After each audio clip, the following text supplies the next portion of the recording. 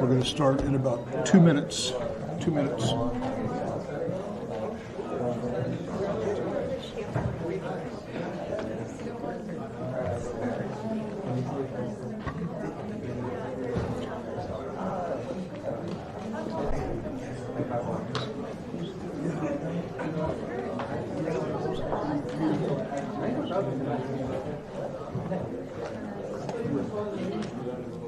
Oh, I should put a name on this thing.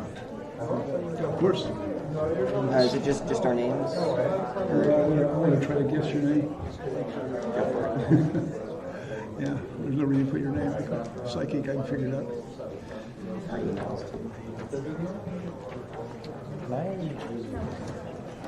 Sorry, my name. Thank you.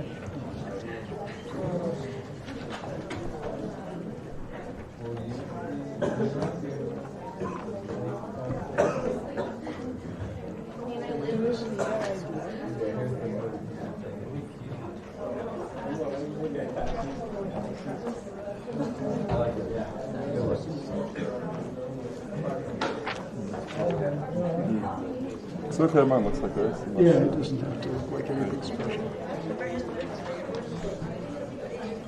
Okay, as people trickle in with their assignment 2 contribution here, some of you, for reasons that are pretty obvious, had trouble printing out the final version of this because apparently Finance Yahoo changed their arrangement recently, because you didn't have to do what you had to do in August when I checked the assignment to make sure we could do it, that require you to have a trial subscription or something like that to print it out.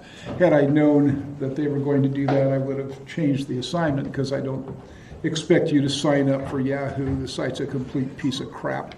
And the only thing we can use it for is this, and the fact that you can download historical data. So I got emails from about 20 people all saying exactly the same thing. So I didn't answer those because they're all the same.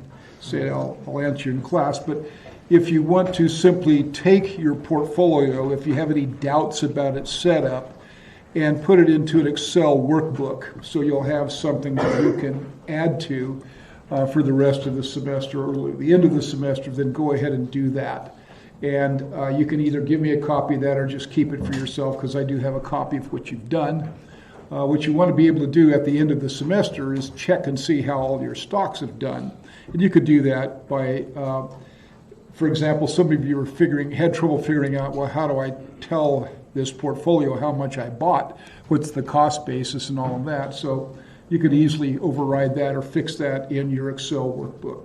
Basically, what we're looking for is what 5 or 6 stocks did you select, and you can arrange the amount so that it adds up to $100,000 at your leisure. You don't have to do that, but if you are in the competition at the end of the semester to be the best performer, I have to have a coherent starting point and ending point from you for you to be in that competition. And again, the only reason to try to win the competition is because I will give you a brand new Poker 3, 65% mechanical keyboard, or I will give you a Ducky Shine 6 or 7 mechanical keyboard if you win, with probably a 2nd or 3rd place consolation prize. And some people just strive for that and want to get it. So if you disqualify yourself for any reason, then you won't be in the running, but there won't be any loss. It won't affect your grade. Or anything else like that, because as I said, I can't grade all of these, that's too many. So this mostly is the motivation to have you monitor these 5 or 6 stocks. So if you really want to get serious about being in the competition, if you have any doubts about the integrity of what you've just turned in, then convert it to an Excel spreadsheet and turn that in to me sometime in the next week or so. Then I'll have a really good solid record of how you started out, okay? It does have to use the prices from this weekend, of course.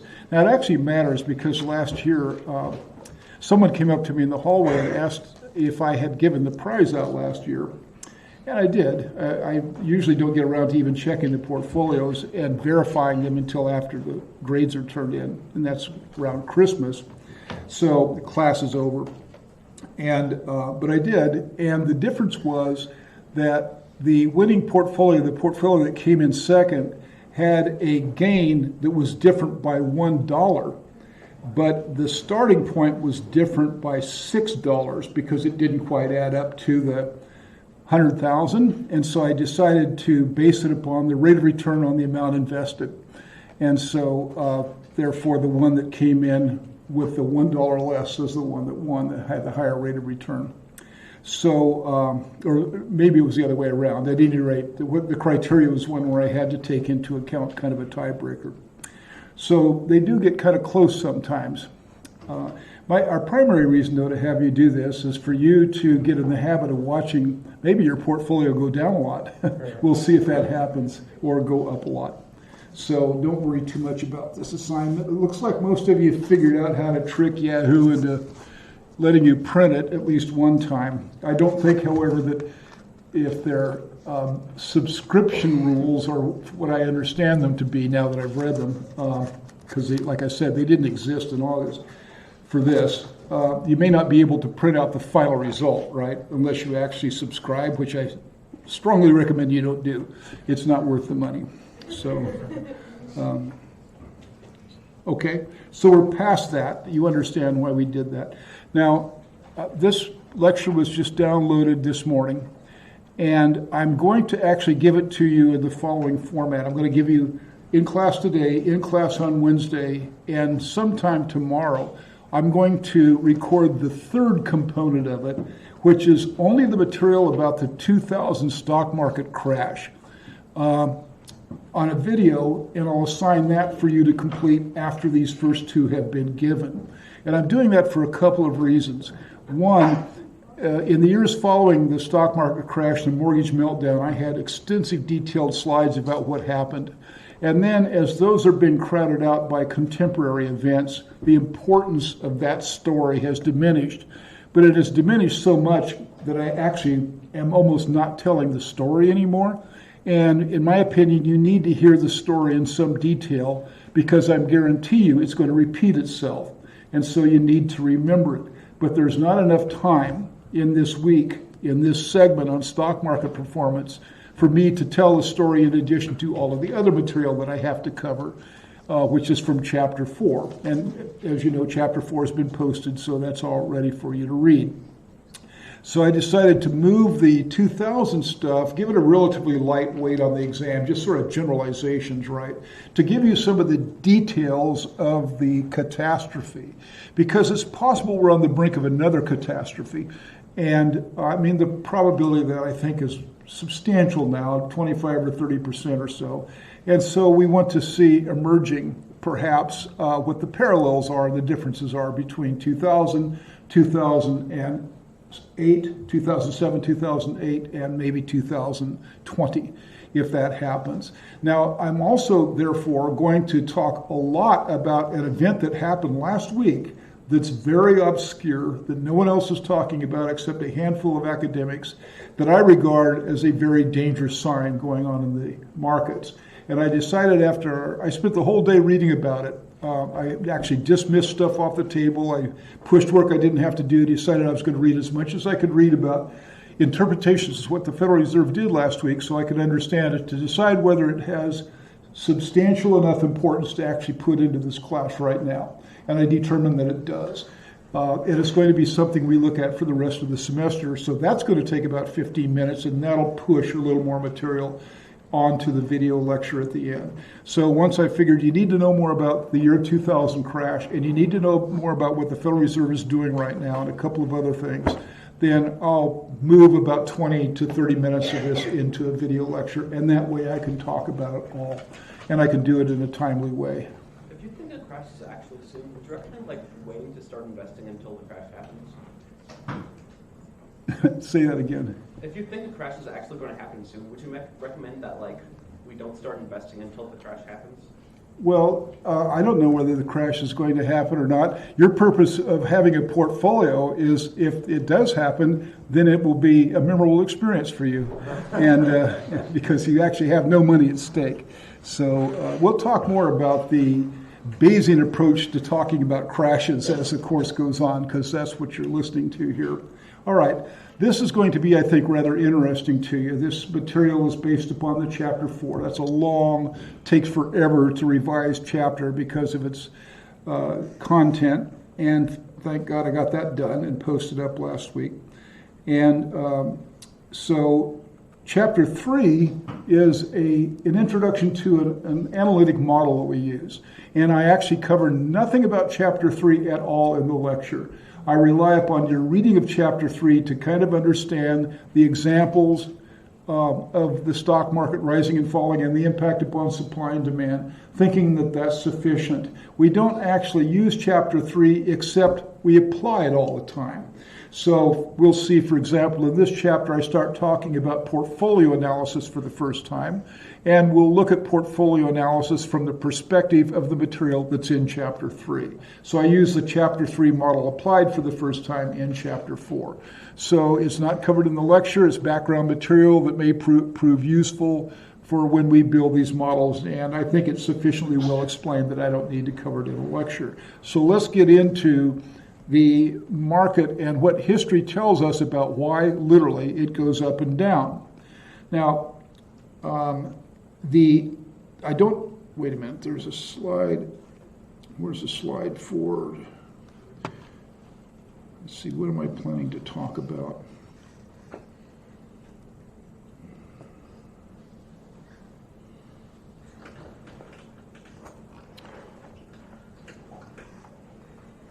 I was expecting the slide about the Federal Reserve event to be next. Where did I put that slide? I guess what it'll have to do is wait until Wednesday. I spent the whole day thinking about it, and I know I put the slide somewhere, but I apparently didn't put it in this lecture. So unless I'm using it conflicted, I'll just tell you very briefly, and we'll cover it more deeply on Wednesday. Besides, you won't quite understand it anyway right off the bat.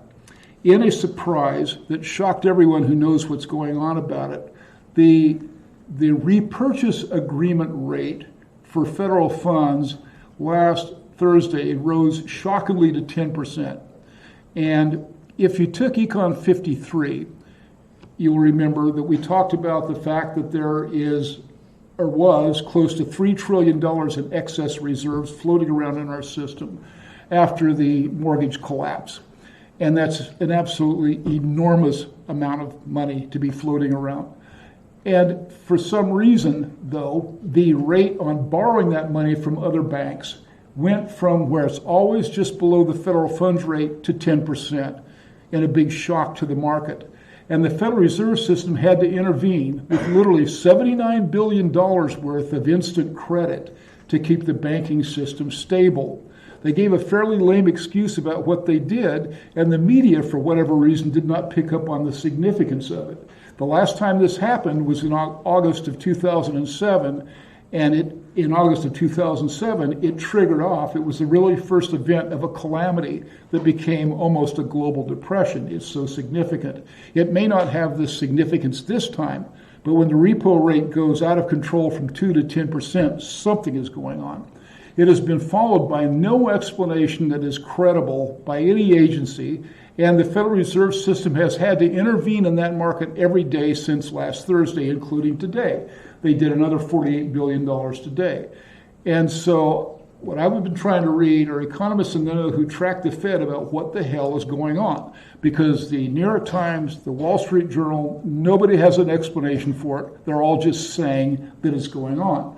It normally indicates historically that a large bank somewhere is in really serious trouble, and there are fears of that cascading and spreading from a single bank to multiple banks.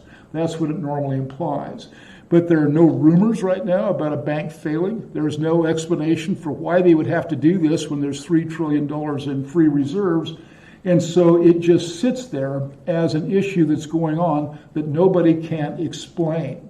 And the Federal Reserve System is just saying that it's a temporary hiccup in the system that they're trying to resolve without explaining what that hiccup is. And that's extremely unusual for the Federal Reserve System to not have a detailed analysis of exactly what's going on.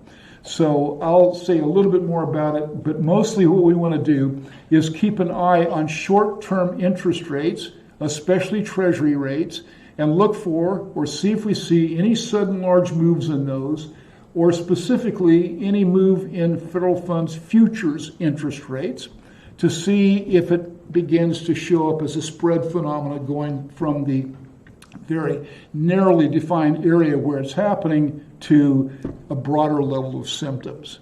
And so we'll come back to the discussion on Wednesday as we learn more, or fail to learn more, is actually the issue going on about what's happening. I'm very concerned about it, and a very tiny handful of economists are practically hysterical about it, because there are people who watch the Fed and they say, this cannot happen. This is impossible. It is not possible for the repo rate to go to 10% when you have $2 trillion worth of excess reserves in your system. And I'm saying, yeah, that's right. How could you not have a market when you have $2 trillion worth of excess reserves? It could be linked to problems associated with the staggering level of the United States budget deficit right now. The funding for that was far in excess of what anybody estimated except me. I said it would be $1 trillion this year, in Econ 153 last year. Nobody else did. It's going to be well in excess of $1 trillion this year. I was right about that. And the amount of money that has been pushed off in recent days to long-term bondholders as an interim move before it's released to the general public is at record levels. So it may be tied in some way or the other to that. So we'll keep an eye on it, and we'll try to figure out what's going on and try to figure out whether there's going to be a spread effect from it. So when we take a look at the Dow Jones Industrial Average, these long-term trends, you know perfectly well that the stock market has done well over the lifetime of not only you, but of your parents and even maybe your grandparents as well. Because when you take a look at the really long view here, you can see that the market has grown, not including dividends, at a 9.45% compounded rate since 1982. But if you include since 1962, 6.36%.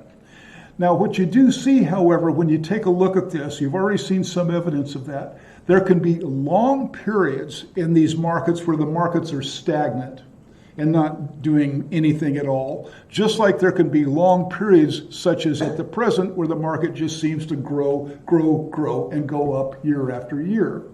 You can see, for example, between 1961 and 1981, as measured by the Dow Jones Industrial Average, but not including dividends, which would have averaged about 2% per year over this time, that the capital gains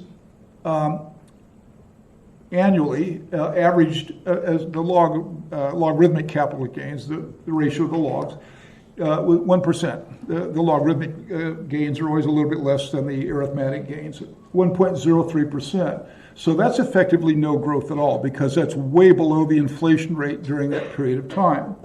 Then we've seen data since the 1990s where it shot up for a long period of time, then came sharply back after two significant recessions, one beginning in 2000 and the other beginning in 2007.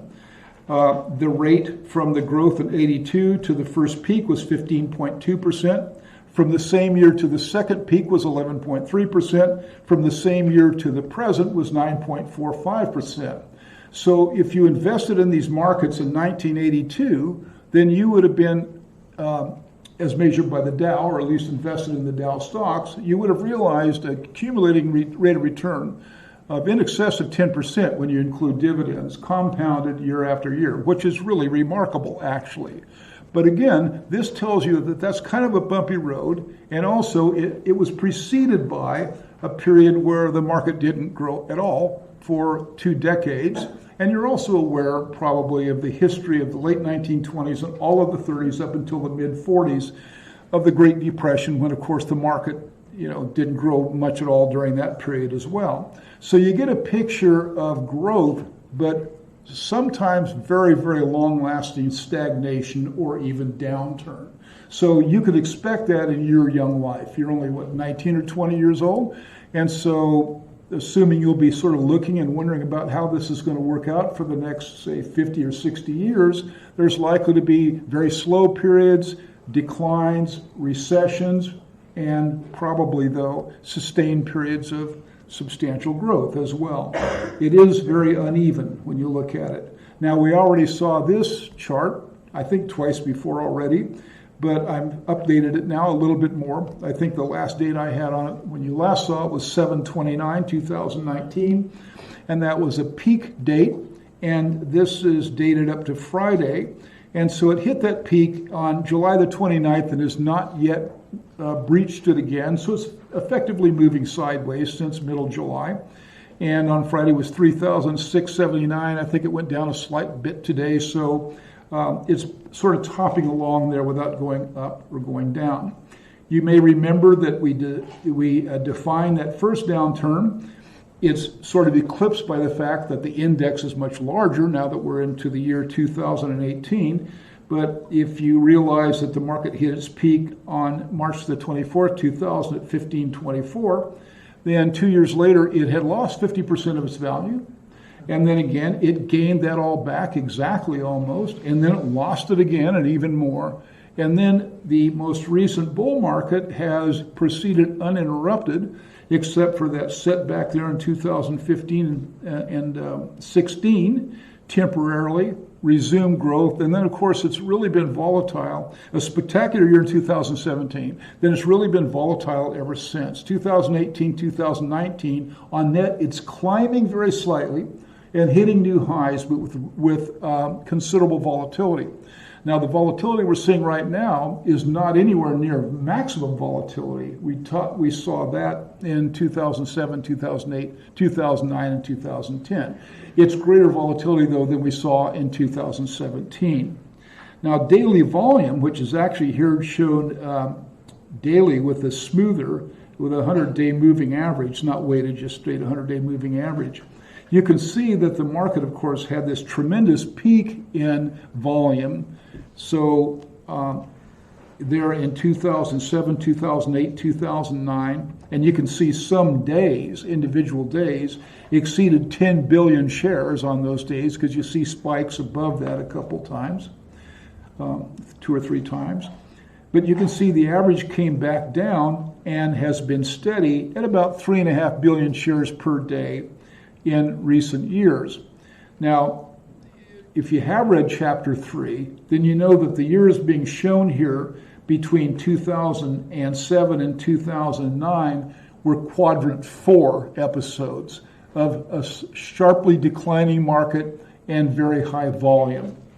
Right now we're in a quadrant 2 growth rate with slightly declining volume and very tepid growth. So let's start to classify these periods of growth right now, the bull and bear market. This is kind of arbitrary, to say the least. There's no official definition of any of this. But a bull market is defined to have ended when stocks fall 20% from the peak. Average duration of a bull market in this century has been 27 months, but that's misleading because in the earlier years, longer duration than in your parents' lifetime.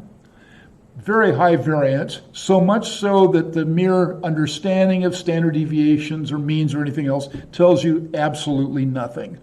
The bull market of the 1990s lasted for more than 10 years. You can't predict anything from looking at the statistics we're talking about here because of the high variability. And we are currently in the longest bull market in recorded history, which started on March 9th, 2009. I mean, this goes clear back to the 1800s, the longest, because we have not had a 20% correction since 2009. So that's a very long period of time. The focus of Chapter 4, and this lecture overlaps with that a lot and even uses, in some cases, the same examples, in others, different examples. The market likes, generally, very high growth in earnings or revenues of corporations, or more subtly, expectations of high growth in earnings and revenues of corporations. That's in general for the market as a whole, and with respect to how individual stocks perform, that is the most robust of the variables out there. They like it when the markets meet those expectations, and you say, well, isn't it the same thing? No, you can have an expectation, and that you have it has an effect upon the market. And then if the expectation is met or not met, there is an adjustment that follows that actually has a separate effect. So having an expectation has a robust arrangement. Missing or meeting the expectation has an even more robust arrangement. The river of money, as we'll see, matters a great deal, and that's my euphemism to describe net cash flow into mutual funds and ETFs, as we'll see.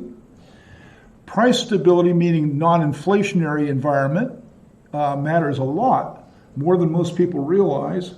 Momentum markets happen in this day and age, and so we talk about that. Enthusiasm from foreign investors, and also supportive policy like tax policy, and Donald Trump's tax policies have been supportive of a strong market, as an example, as we're going to see. Now, the stock market does not like when you miss earnings or miss performance expectations of any kind, for the market in general or for specifically any stock. The stock market does not like inflation at all.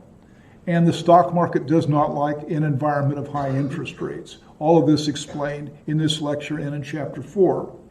The stock market is more or less indifferent to mild recessions. You can have a mild recession and the stock market won't even respond to it.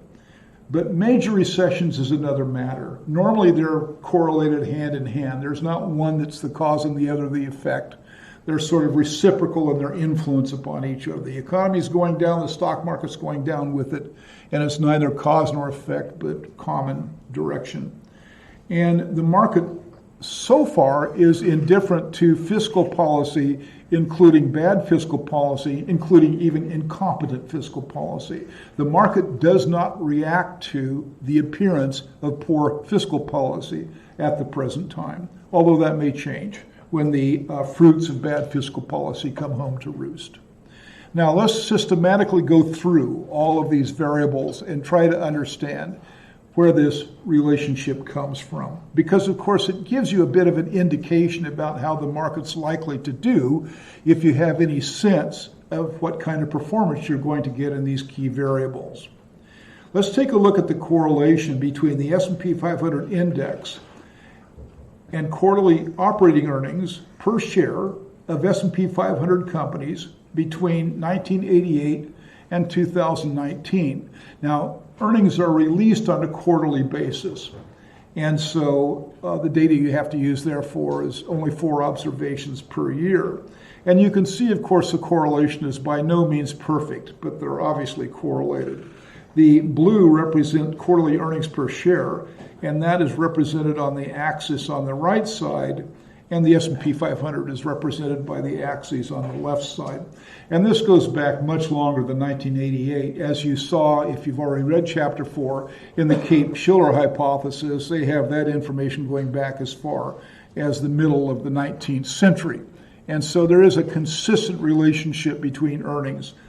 And one of the reasons that this stock market has been such a strong stock market is because corporate earnings have just been stellar for the last 15 or 20 years. They just keep going up and up and up.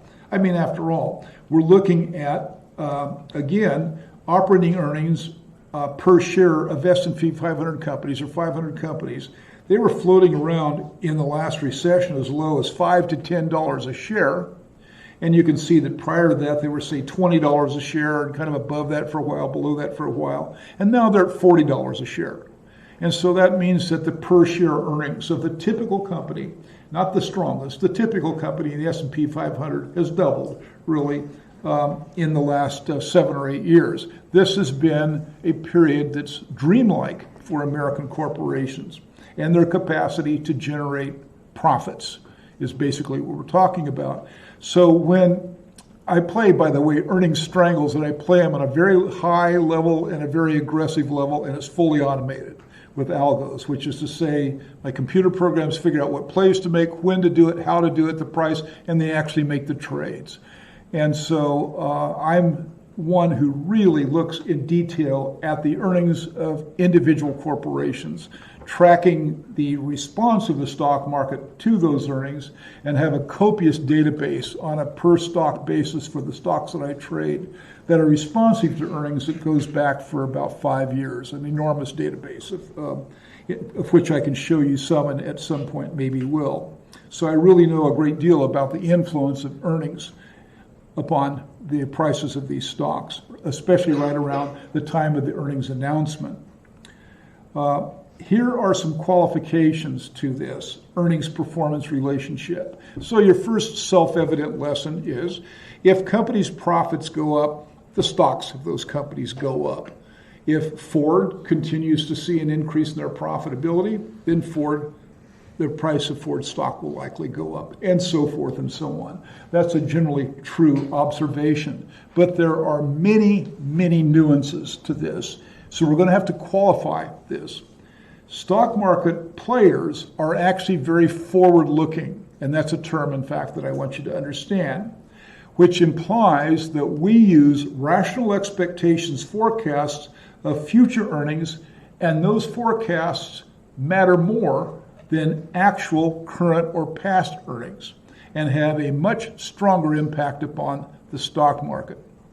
Now you say, I don't know what the word rational expectations means. If you took Econ 53, for example, we use that word a lot.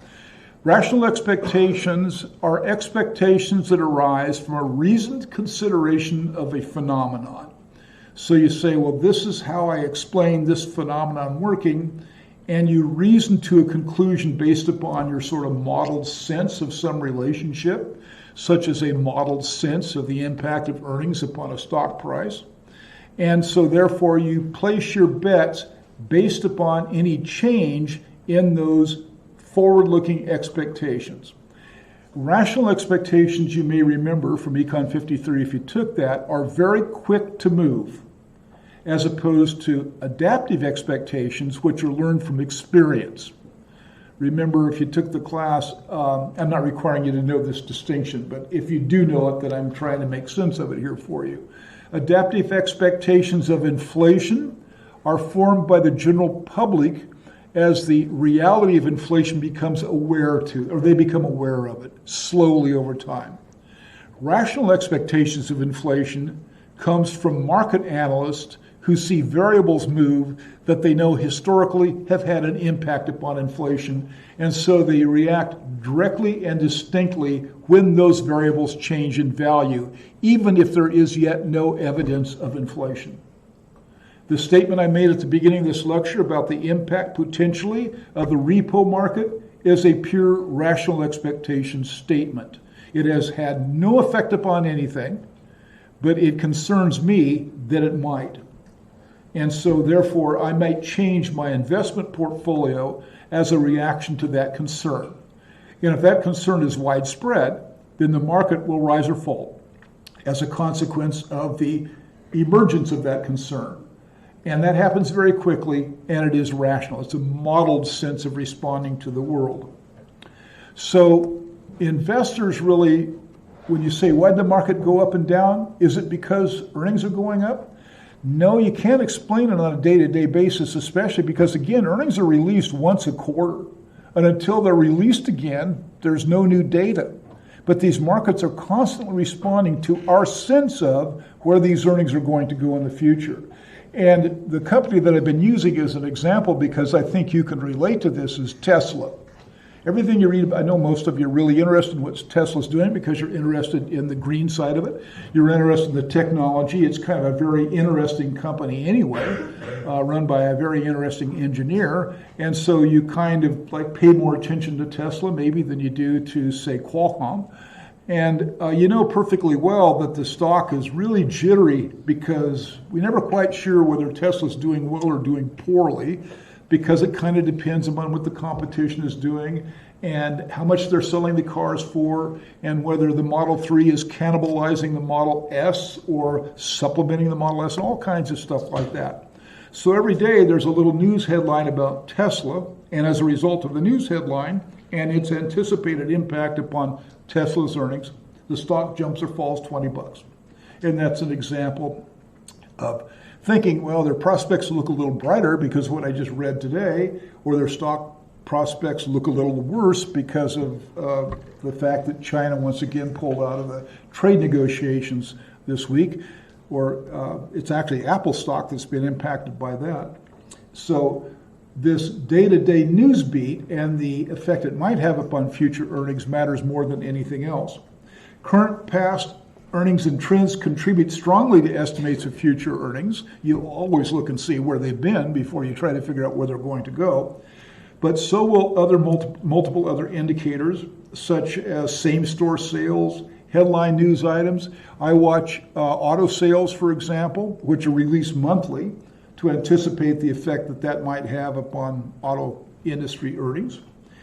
Unlike historical or current earnings, these forward-looking statements or estimates are prone to considerable error, and hence reconsideration, and during periods of uncertainty are very volatile, which is why the stock market is volatile. So you say, well, I read this headline, I judge it to have this impact. Maybe an overreaction, maybe an underreaction, and then more news comes out, and so the market jumps around this way, that way, up and down, as people reconsider what the net news flow actually is trying to say about this company. This implies the market may turn down before reported earnings, as it did in the 2000 crash, but we should not infer that the market turn is what caused the downturn in earnings. So you'll often see a stock market going down, but the historical data shows that earnings continued to rise, say in the next quarter. How do you explain that, for example? Well, because it was understood that those would probably slow down in the next year, and that turned out to be right. So the market turns down before the earnings turn down, and then the market and the earnings validate each other after a period of time. There's even more qualifications to this subtly. This qualification I'm not going to require you to know because it's a little much to ask, I think, but it will help some of you understand this a little better at a subtle level, partly because of what was said on the previous slide, and because of the uncertain high-stakes environment in which these guesses are made, and because other variables that also matter. The statistical connection between an indexed and observed earnings per share of the index companies, especially when detrended, is far less than the media actually implies, which is to say, yes, there is a correlation. Yes, there's an R squared that's above 0.20 or something like that, but the relationship between actual earnings and the performance of a stock is generally less direct than is implied by news broadcasts about the same.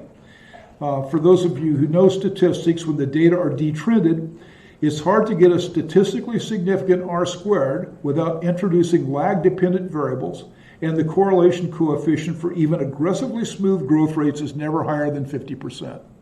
So in terms of seeing this in a sort of, for example, TensorFlow style application is going to be a bit problematic, right? Unless you plan to sort of patiently rework the data and try to massage your model a little bit to get a better reading out of what the model actually ends up coughing up.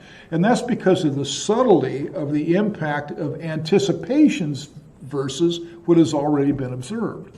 It's very hard, but not impossible, to work expectations into a model. And the only way you can do it is by using proxies for expectations of actual data. But that's, as Shakespeare wrote, many a slip twixt the cup and the lip when you're doing that. And so the correlation is very uneven. And the reason I make such a big deal about this, because now we're moving into an all-important point.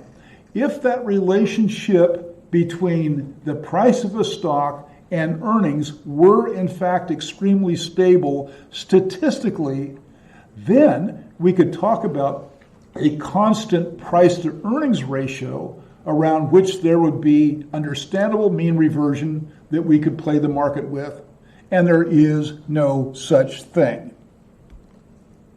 That's a subtle point, but very important point, and we'll not walk away from it until you understand the subtlety of it. If the relationship between earnings and performance was stable in the way that the sort of introductory discussion implies, earnings go up, stock market goes up, earnings go down, stock market goes down, and is reliable and is robust, then the ratio of the two should be stable. And the ratio of the two is not only not stable, but not even predictable. The ratio, the price-to-earnings ratio of the S&P 500 or any other cluster of stocks is not stable. Now, this allows us to segue into a discussion of price-to-earnings ratios as an indicator of where a market happens to be. This is interesting and it's controversial, and you'll be not too surprised to hear that it doesn't give you much useful information actually when you take a look at it, but it gives you some information. The price-to-earnings ratio at any moment is the price per share of stock divided by its annual earnings, and that's typically referred to in the data as TTM, which stands for trailing 12 months, so that you'll know that it's the last 4 quarters, either actual or the most recent quarter annualized, and that's abbreviated MRQ. And so when you see the historical earnings, they designate it TTM, which is actual 4 quarters of earnings, or annualized, which is the most recent times 4, that's MRQ. So, for example, Intel on September the 20th, 2019, closed at the price of $50.72. Earnings per share for TTM was $4.30, so the price-to-earnings ratio was 11.8 for Intel on that day. That's how it's calculated historically. When you calculate the earnings, do you take into account dividends and the increase? No, earnings. We're just talking about earnings here. Yeah, just earnings. There is a discussion about which earnings measure you use, such as GART versus not, and I'll say a little bit more about that, but it's just earnings. A forward PE ratio, when you run across that term, uses the current price dividend divided by estimated future earnings, and so that's going to be a less important, less easy measure to make, but it's going to be more important in terms of what influences the market. Current stock market prices are more influenced by expected earnings than current earnings. If estimated future earnings begin to rise because of good news, and by that I mean good news maybe not about earnings, but about something that might be correlated with anticipated future earnings, such as Tesla announced that they are getting good reception in China to their initial launch of the new, what's the model called? Not the S, but the other one, 3, yeah. To a new model, then we would anticipate that should affect their earnings in a positive way. Companies with high growth rates typically have higher trailing PEs than slow-growing companies. Now, this means, in other words, that the market is willing to forgive a company that has earnings that are relatively low now if their growth rate is estimated to be very high.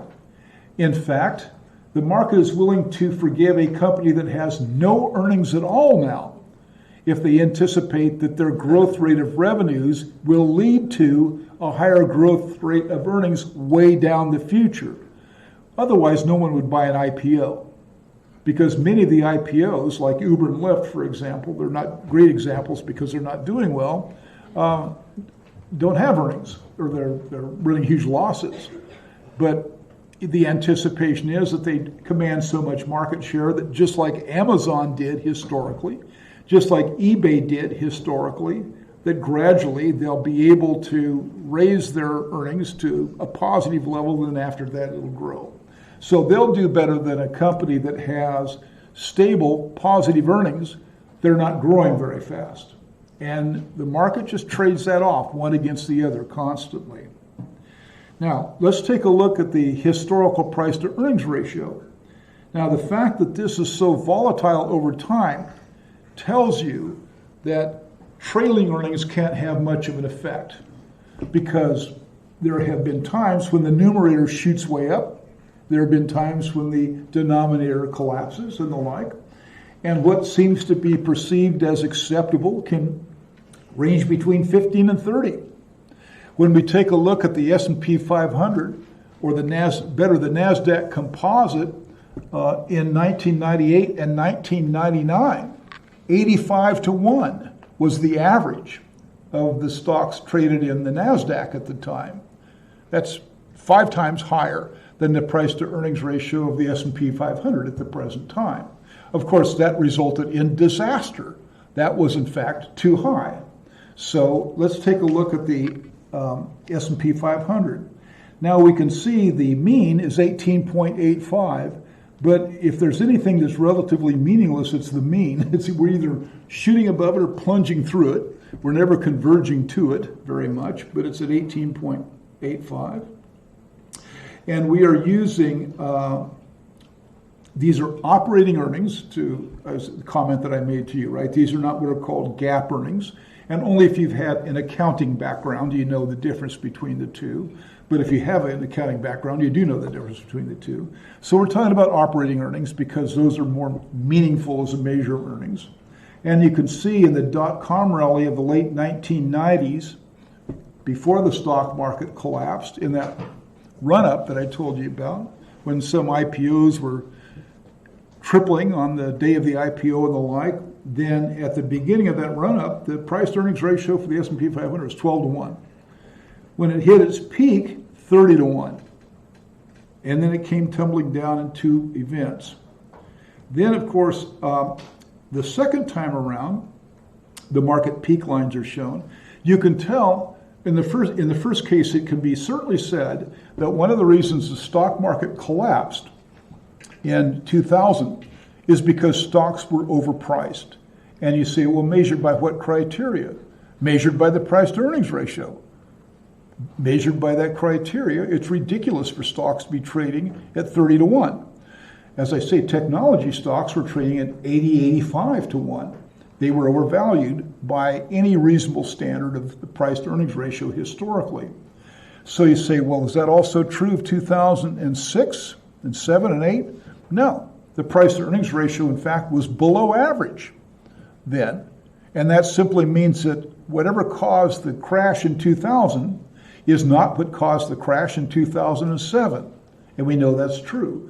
The crash in 2000 really was due to stock market speculation directly. We just bid the prices of stocks way too high. In 2007, it was real estate market speculation that caused the crash, and it just got the stock market caught up in it, and it came down with it. And then you see something downright bizarre. You see right in the depths of the recession, a peak in the price to earnings ratio that challenges the peak during the golden years, clear back up above 25 to 1. But that was due to a collapse in the denominator of the price to earnings ratio, much more than the decline in prices. Earnings themselves per se, the denominator, fell so sharply and substantially that the ratio rose.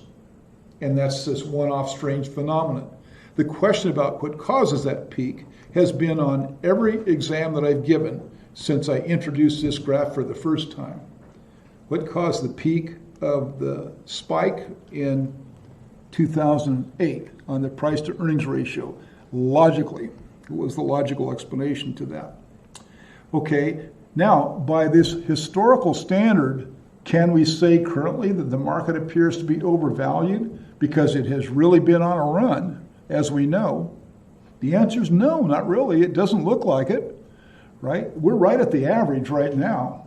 Nobody would regard 18 to 1 as alarming, considering that we've seen 25 to 1 and 30 to 1 and 22 to 1 and 28 to 1. It looks, in fact, tepid, nothing to worry about. And probably isn't anything to worry about, at least from the standards of price to earnings ratio. You could say, yeah, the market's been going crazy. Talk to your parents. It just goes up and up and up. There's no rationale for it. Oh, yes, there is a rationale for it. Earnings have been rising just as fast. That's the rationale for it. And therefore, when you take the ratio of one to the other, you do not see an alarming number that indicates that currently the market is overvalued. You see the market at an average of where it's been since 1988. So if the market's going to have a big downturn, it's not because stocks are overvalued or that they've been running irrationally on their own. Because again, earnings have been growing just as fast as prices have been rising. However, as some of you know, there is a counter hypothesis out there called the Shiller CAPE hypothesis that will argue that these prices are in fact too high. And so this sort of shows you that there's a lot of argument, a lot of subtlety to this argument.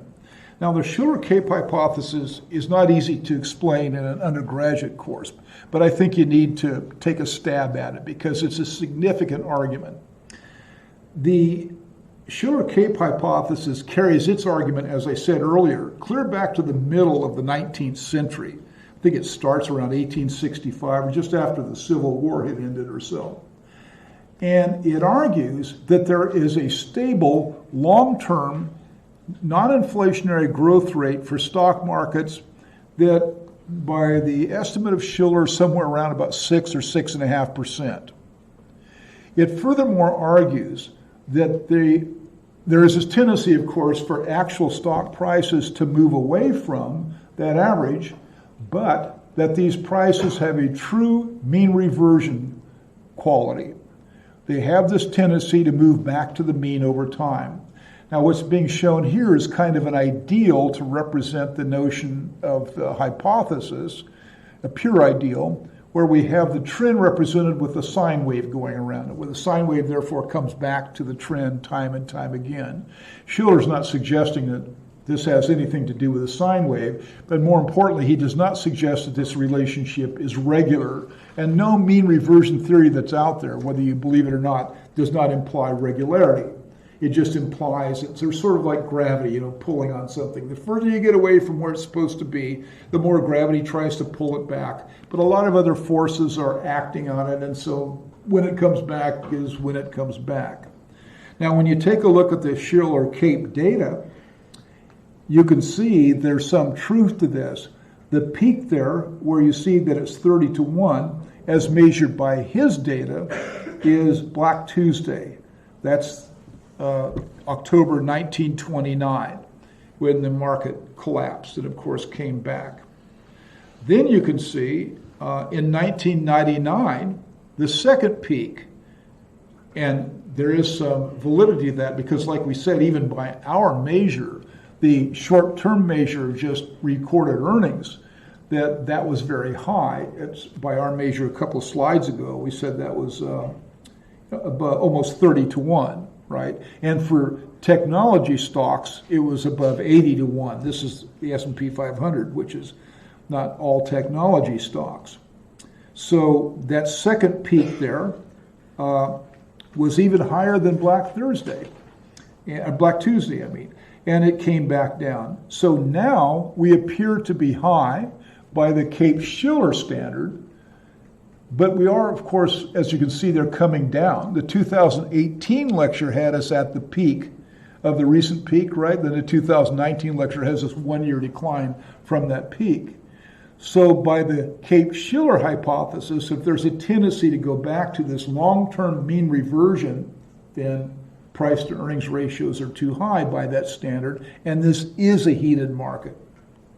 That's why nobody can agree on whether or not this is a heated market. Or I shouldn't say nobody can agree. There's no consensus on this. What matters most? Short-term recent earnings looked at historically, like the green graph this one right here. Is that the one that really tells us the secret, in which case no problem right now? Or is CAPE-Shiller the ultra-long run right? CAPE-Shiller, though, by the way, demands a belief in the long-term growth rate, and it believes in the mean reversion property. Whether the mean reversion property is operative depends upon who you ask. A lot of algo traders out there use interim mean reversion strategies right and left on trading stock markets. I don't use them. I don't like them. But believe me, there's a lot of mean reversion models out there floating around that are computerized right now. So the Shiller hypothesis says we're perhaps getting into warning territory. Then there's the third approach, because these two both rely entirely upon historical data. We've already said that if you actually trade earnings like I do, it's really apparent that forward-looking estimations of earnings trump any sense of where they've been before, except, of course, where they've been before sort of establishes the foundation for where they're going, and that's about it.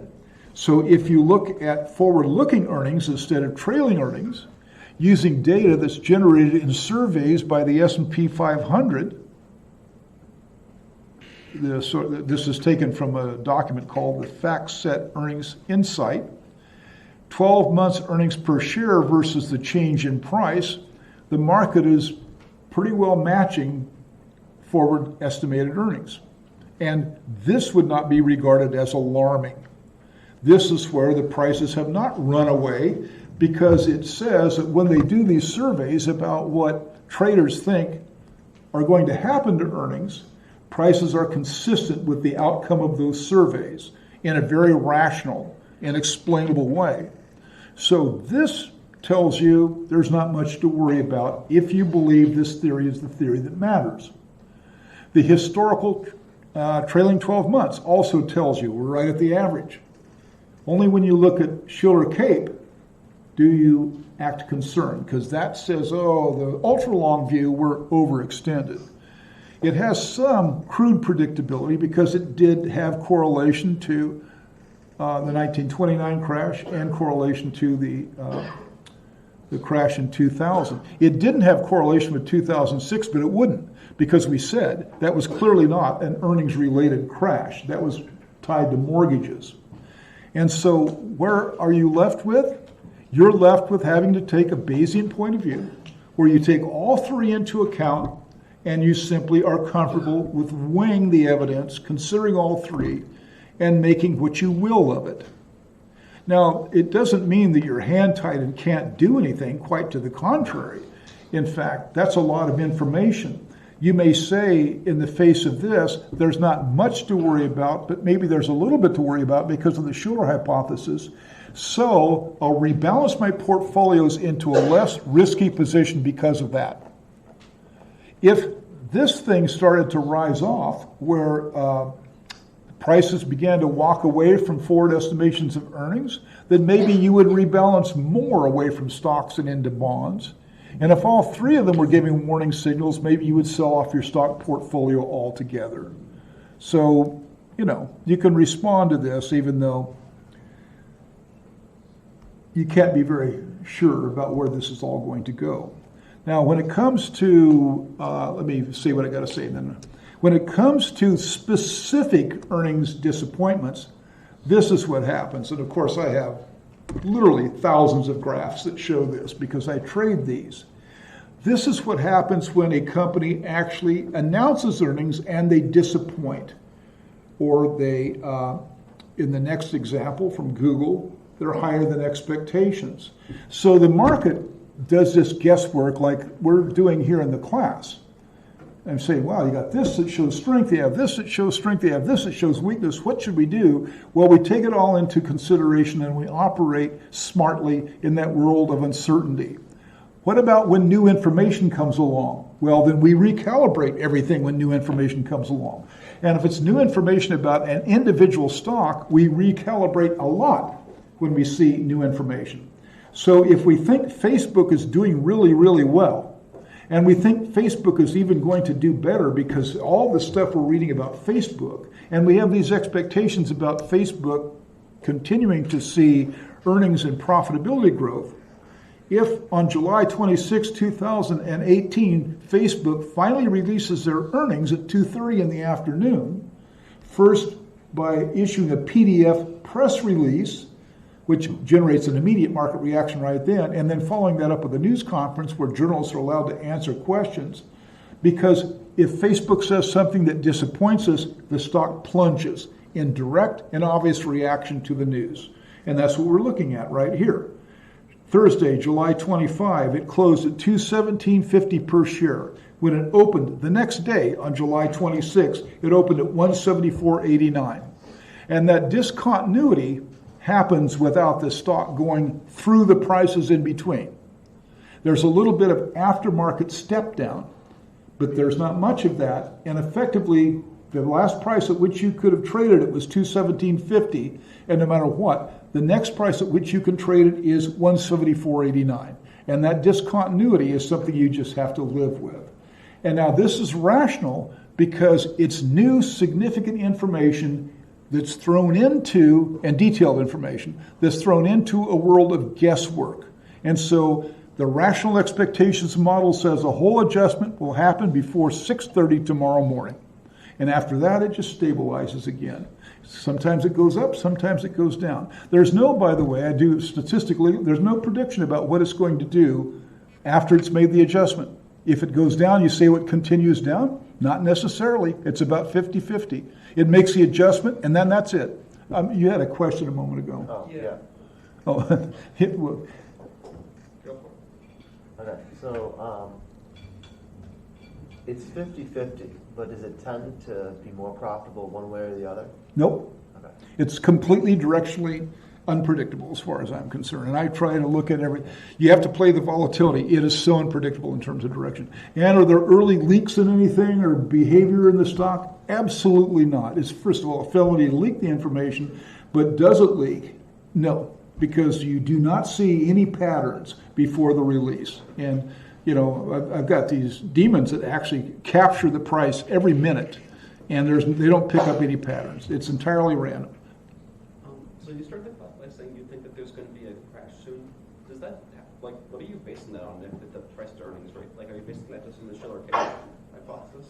You know, for some reason I have trouble hearing you. That's not your fault, it's mine.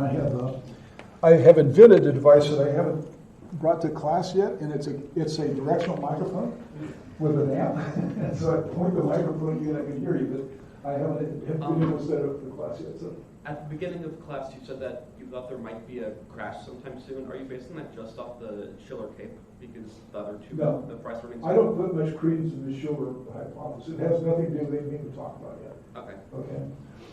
Well, and besides, remember I say it's improbable actually, but probable enough to be disturbing, right? Suppose, in other words, you said, what are your chances of having an auto accident on the way home? You say, well, it's 0. Okay, great, that's what we would expect. What if somebody said it was 4%? That's actually high enough to be disturbing, right? It doesn't mean though that you're expecting to have an auto accident on the way home. And you know, that's the way these accident statistics actually work for things like firearms and whatever, you know. So a mudder understands that 4% is alarming. Others maybe don't. What about good news? Well, I made so much money on this, I could have put a down payment on a Porsche Taycan. And this happened on July 25th. This is my big victory of the summer. Google surprised on the upside instead of the downside, right? So it closed trading on July the 25th at $11.25 per share. It opened trading the next morning at $12.50. It's nice, $125 pop in the price of the stock as a pure uncertainty. So 2 examples you've seen.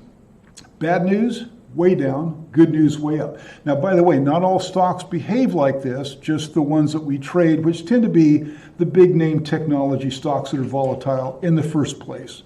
A little stock like Nathan's Famous or something like that might not have much of a reaction at all to an earnings disappointment or an earnings surprise.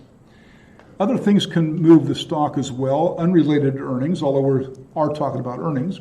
Apple drops their huge lawsuit against Qualcomm, and some of you may remember this. This was April 16th.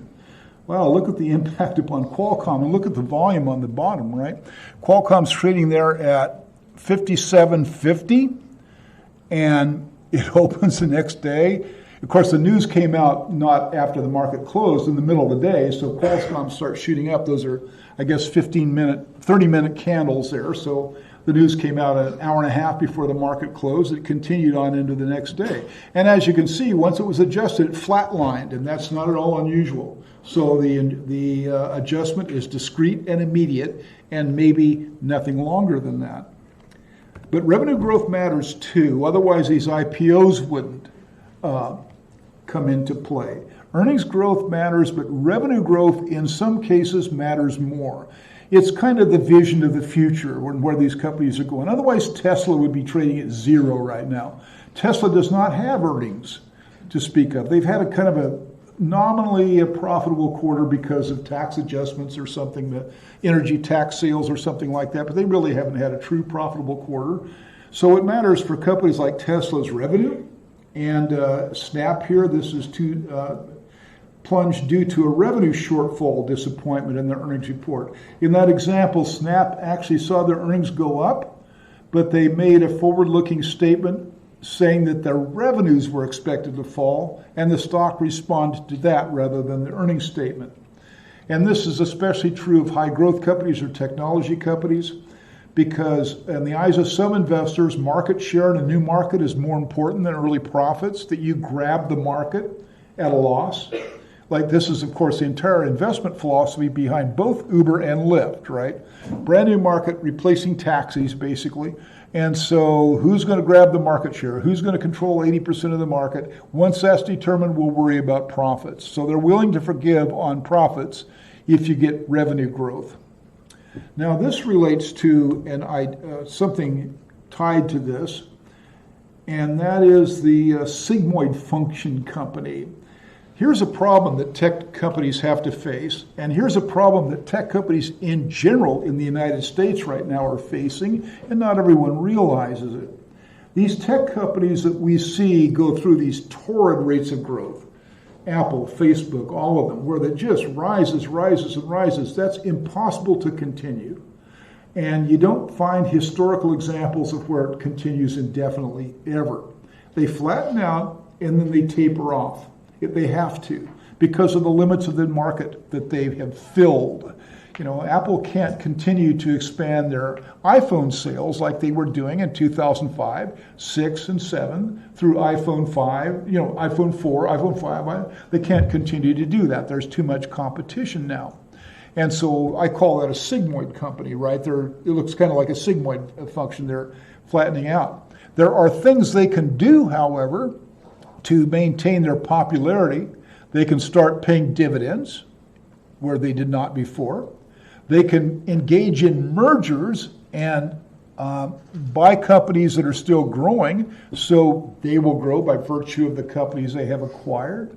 This is partly why IBM paid a fortune to buy Red Hat about a year ago. This was kind of a growth strategy for IBM, whose growth is slowing down. And they can do stock buybacks of their own stock. Companies are allowed to buy their own stock. And so they take this cash pool, because these companies do tend to become cash cows. And that's what Apple is. Apple makes a lot of money on everything it sells. You take a look at Uber and Lyft, and they don't make any money on anything they sell because their operating expenses on a per unit basis are higher than the revenue they get. It costs them more to send you to the airport than you pay to go to the airport. They go all the way through the growth phase, though, where the margins shift and they become cash cows. You know, you've just seen the new iPhone, 11 Pro? The Pro, right? That has the 4 cameras up in the corner, which is kind of pretty cool looking, I think. They're selling this thing for $1,600. It doesn't cost anywhere near that for them to manufacture it, so they're a cash cow. So that's good. That means cash is rolling in. They can pay dividends and they can buy their own stock back, but they're not, though, nonetheless, that rapid toward growth company they used to be, and that's probably Apple's fate. The market will sometimes go through a long period of disappointment before they can affect this. So last year, this is a slide from last year, unmodified. I said, is Apple a sigmoid? And my guess, I sold all my Apple the year before this because my sense of it is, yep, Apple's had its run for the largest part. There is no technology out there where they can shoot off and capture the market again that is rumored at any level, that the smartphone market is completely saturated. Although, again, they're able to sell at massive profitable margins in that market, so they're not a cash problem at all. But there's no growth in that market anymore for Apple. And revenue growth, of course, has slowed considerably for the company. And therefore, if you take a look at the chart on the upper right, that's their stock price for the last year, which is consistent with the market kind of coming to grips with the fact that this is not Apple of 2004, 2005, 2006. And we'll maybe never see that again from Apple, unless they come up either by their own innovation or by an acquisition of some radical technology. Now, of course, there was some discussion of their entry in the automotive market, but that's just too complicated for Apple to pull off, I think, in a way that would be like the iPhone 5. Apple's not going to come out with a car that's so far advanced above all the other cars that that's all we buy our Apple cars. We know that that possibility is not even there. They got to contend with Tesla. They got to contend with Porsche, right? So, let alone Tesla. So that's kind of the picture in a nutshell on the subtle relationship between earnings, revenue, stock prices, but qualified by forward guidance and the importance we put on that. And that's why it's not easy to make predictions about what stocks are going to do well and which are not. A lot of contending theories, a lot of contending forces, and it kind of depends upon whether you put a lot of weight in the CAPE-Shiller hypothesis or the forward-looking hypothesis or the trailing 12-month hypothesis, or if you find credibility in all three, as I do, how much weight or attention do you give to the balance between those three?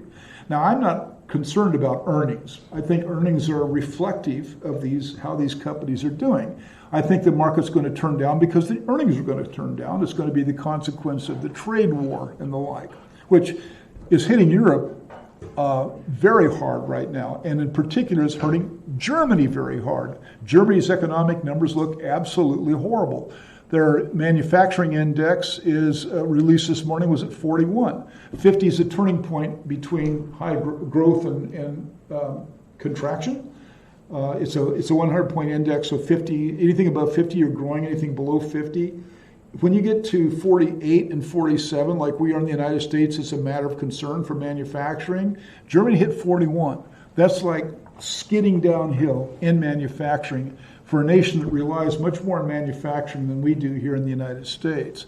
So my concerns about the market aren't because prices are too high given earnings. My concern is that earnings are going to quickly dry up and pull the market down independent of prices. Now let me talk a little bit more about one issue, then we'll go. This is simple. Now, if you read the book, chapter 4, this message was really clear. The market does not like inflation. Contrary to popular myth. Popular myth says, well, a stock price is just another price, and so when prices are rising, then stock prices should be rising. Well, there's no reason logically for that to be true. It's not just another price. It's not the same as the price of an imported auto or the price of a gallon of milk. It's an arbitrarily set by us price for a traded security and has no necessary link to the commodities that we consume. And because of the portfolio model, theory tells us and empiricism tells us that the stock market won't go up during an inflationary period. Now, look at this here. The red represents the CPI inflation rate, and the blue represents the Dow Jones Industrial Average. Let's look at the Dow Jones Industrial Average. On January the 1st, 1971, 868.5, just at the beginning of the inflationary period. On July 1st, 1982, 808.6. We're talking about a period of basically 12 years, where the market did not rise at all during a period when we had inflation rates that were in excess of 10%. So the inflation-adjusted price of stocks plunged because the dollar that you got for selling a stock at the end of this period was worth only 40 cents of the dollar that you was worth when you bought the stock at the beginning. So the index was flat, up and down, but ultimately flat. The purchasing power was way down, and this was during an inflationary period when the dollar that this was supposed to represent was falling in value considerably. So stocks performed terribly during this period of time. And there's a simple reason. First introduction to portfolio theory, and I'm going to come back and start with this on Wednesday, start where we left off. You have to think of your financial assets, the financial assets of this college, the financial assets of major institutions, the corporations your parents work for, as a portfolio of assets with different yield and safety features. When you manage wealth, it's mostly moving around the composition of that portfolio to reflect changing conditions. During an inflation, your portfolio composition shifts out of stocks and into interest-bearing assets like bonds, notes, and bills. You sell stocks to buy U.S. Treasury 10-year notes. or the like. And that's because the market for those bonds will keep the yield on those bonds above the inflation rate. So at least you will make the inflation rate, if not do better than the inflation rate. Whereas, as we've just seen, the price of stocks, even if they stay the same, have declined by 50% if prices have doubled over the period of time in question. So the market will keep bond yields positive, making them more attractive to stocks that we know have a logical reason to go down. So we shift our portfolios away from stocks and into bonds, and the portfolio shift itself explains the decline in the value of stocks in real terms and the rise in the value of bonds. Now, this graph right here is our first application of the material in Chapter 3, where we use the model for stock and bond demand to explain this portfolio shift. So in other words, this is explained by this. So I want you to try to see that connection. It's also in the book. It's identical, in fact. Because this is a complicated issue, I use exactly the same examples, hoping between the lecture and the book you can kind of understand what's going on here. So we're saying, yep, when we have inflation, when nominal yields are high on bonds, or during periods of serious uncertainty, investors rebalance their portfolio in favor of bonds that are safer than stocks. And that is what keeps stocks from rising during the inflationary period. We'll stop with that because it's 4 o'clock. And we'll pick up on Wednesday, okay?